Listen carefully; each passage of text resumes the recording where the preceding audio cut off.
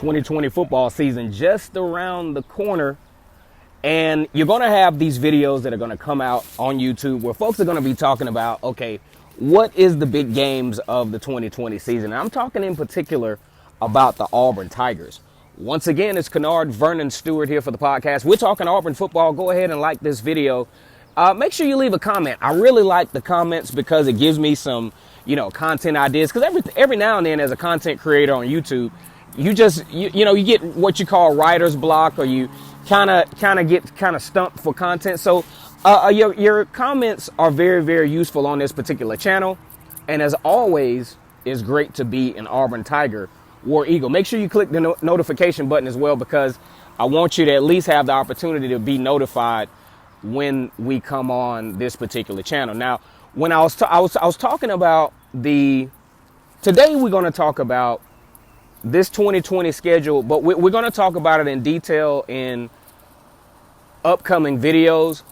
But I just want to take a quick glance at it though right now. When I think of the most intriguing game, just at a bird's eye view, normally the types of games that will pop up is your North Carolina and your Texas A&M, maybe even your Georgia, the usual stuff, the easy stuff. And rightfully so, because the way those games are positioned, they're very crucial points of the season. You're talking North Carolina out of the ACC, pushed Clemson, probably should have beat Clemson last year. Auburn's got them the second game in Atlanta, SEC versus ACC. Always like watching those particular games. Auburn has had a neutral site non-conference game either at the beginning of the season or within the first 3 games for the past few years. And they fared pretty well, beating Washington, beating Oregon. Did struggle a little bit with Clemson, but that was a home-to-home series in the early portion of Gus Malzahn's career at Auburn. But that's going to be an intriguing game because North Carolina is going to play tough. Mac Brown is going to have his guys ready. They had a pretty decent offseason recruiting class. So I think they're going to play Auburn pretty tough. That's going to be a game that Auburn is going to have to play very well to win. That's a game where both teams have a decent shot at winning the football game. It could be one of those great equalizer kind of games where a penalty or a muff punt, kind of like in the Minnesota game where Christian Tutt muffs the punt, changed the whole trajectory of that particular football game. Just like Auburn against LSU, where Stingley fumbled the punt, and that gives Auburn new life and keeps Auburn in that particular football game. Those little things in high consequence games like the Auburn versus North Carolina game will be key. That's going to be an intriguing game. Another one I really like is the Texas A&M game. The reason why I think that's going to be kind of intriguing is because of the positioning of the football game. Auburn will have had a nice stretch where they would have played a very diverse, variable types of football teams by that time. Would have played Southern Miss, would have played Kentucky, would have competed against North Carolina, would have obviously had Alcorn State out of the FCS SWAC conference as the first game of the year. Variable talent levels. Then you got the big one in Athens, where that's going to be probably the biggest game at that point of the year for Auburn. Not the most intriguing, because there's nothing intriguing about the Auburn-Georgia game. It's the Deep South's oldest rivalry, so it is what it is. But the way Texas A&M is positioned after all those more than likely dramatic football games to come back home to play Texas A&M. Now, the good news for Auburn is they broke the streak as far as Texas A&M, their rivalry with Texas A&M, as far as the home team losing in this series. Because for a while, the home team didn't have the home field advantage, okay?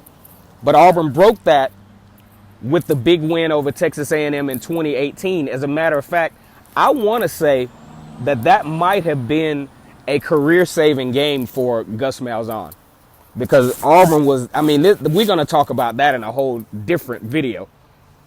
But I think, guys, this particular year, the most intriguing game for me is usually not a game that I like to watch. Normally when Auburn plays this particular team, I'll watch it, but it's just not, it hadn't been, the game hadn't been super exciting since like 2014. And we're talking about Ole Miss. Normally this is a game that I just don't really get into. I don't know why, but it's one of my least favorite games to watch, but it's the most intriguing game, I think, for Auburn, just at a bird's eye view. The reason why I think this is intriguing, because number one, Ole Miss has got a coaching change. Lane Kiffin is now the coach at Ole Miss. Lane Kiffin is very familiar with Auburn because he was the offensive coordinator for Alabama during the times where Alabama was very, very potent on offense compared to years prior. Now, we know now Alabama's on a whole nother level as far as offense goes, but he started the trend of giving Alabama that belief system, in my opinion, that they could score some points, that they could do more, than just beating folks 34-6. Like, he started the trend where Alabama was putting up 50 plus points on teams, and it was starting to become a regular trend. He made the Lane Kiffin showed Alabama's fan base a different level of offense. And I think at times he was even kind of held back a little bit. Had some great talent during his time at Ole Miss. Really, really stretched that offense out to a whole nother level into what we see at Alabama now. So you got the coaching change. Then you got Rise Plumlee as your quarterback. I think he's one of the most talented, not necessarily underrated quarterbacks, but he was in the shadow. Of course, a lot of the spotlight was on Bo Nix last year because he was, considered the freshman sensation, the 5-star quarterback, facing marquee matchups every single week. And then Rise Plumlee, as talented as he was, kind of under the shadows of the Bo Nixes and the Tua Tagovailoas and the Joe Burrows, the Jake Fromm, kind of got lost in the shuffle with those guys. But I think this is going to be a pretty good season for Rise Plumlee. The 7th rated dual threat quarterback, I think, coming out of high school, a very talented football player. And he's very fast. As a matter of fact, last year, Auburn struggled against Ole Miss. I kind of thought that would be a game that Auburn should handle, but Ole Miss had a chance late. Auburn only winning that game 20-14. So I want you guys to look out for this one. This is going to be a very, very interesting matchup. This is going to be a early season game that's going to really stretch the defense. We're going to see how athletic that defensive line is for the Auburn Tigers. Going to tell us a lot, I think, about where this team could be headed in 2020.